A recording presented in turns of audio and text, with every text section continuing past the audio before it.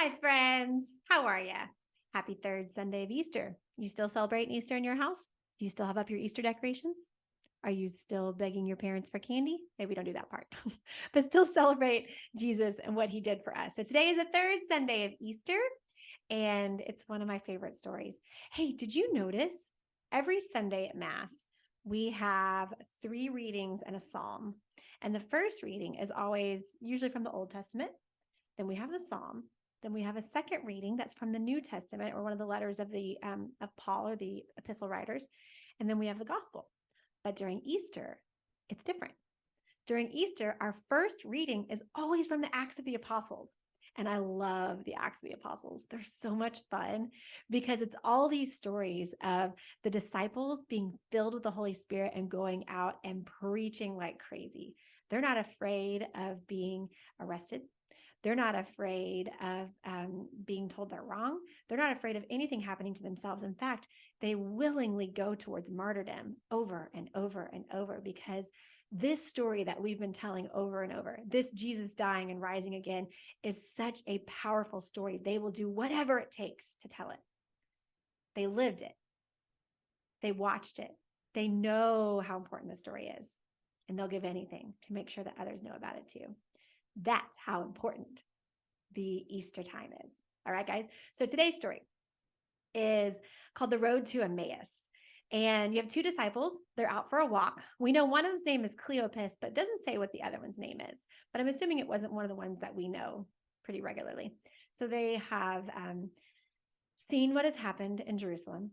They know that Jesus has died, and they know that the tomb was empty, but that's all they know. They weren't there when Jesus revealed himself in the upper room. And so they're walking. And I assume they're kind of complaining. They're angry. They're upset. How could this have happened? This was supposed to be the Messiah. He was supposed to overthrow the government. He was supposed to give us freedom. And now our Jewish leaders and our government have sentenced him to death. And so they're talking, and a man walks up beside them, and they don't recognize this man. And he says, "Oh, what are you talking about?"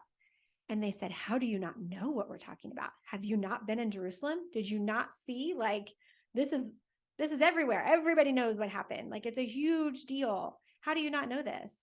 And so they start to tell him this story. And they talk about how frustrated they are that this has happened. And he's like, "Oh, you guys, do you not get it? Do you not see? This was all fulfillment of the prophecy. This is what was supposed to happen. How do you not see?" And he still doesn't tell them who he is. And so it was customary in that time, if somebody was traveling, you would invite them into your home for dinner, which is really sweet. We don't really do that now. And so they say, "Oh, will you please stay with us? Don't go on ahead of us. Why don't you come back and have dinner with us?" And so he agrees. And he goes back to the home with them.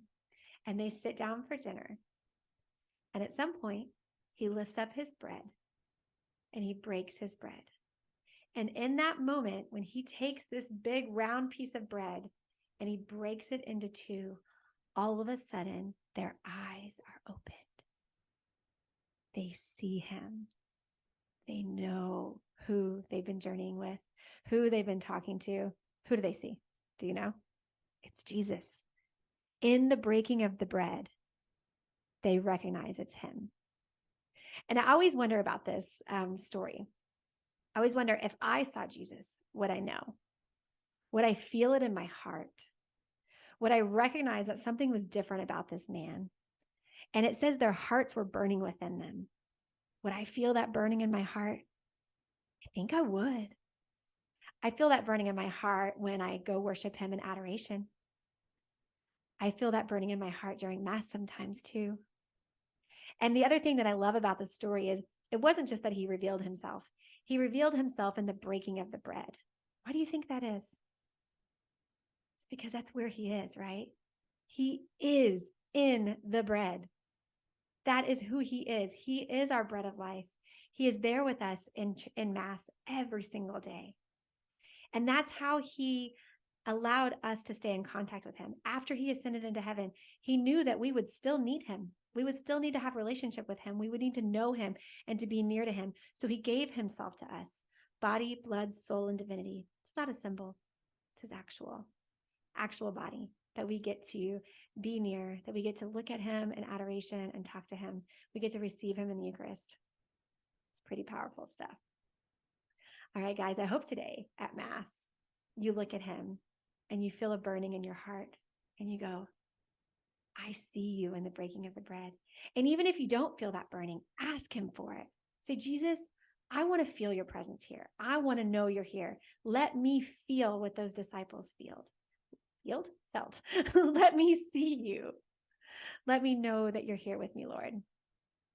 All right, guys, have a good day. Bye.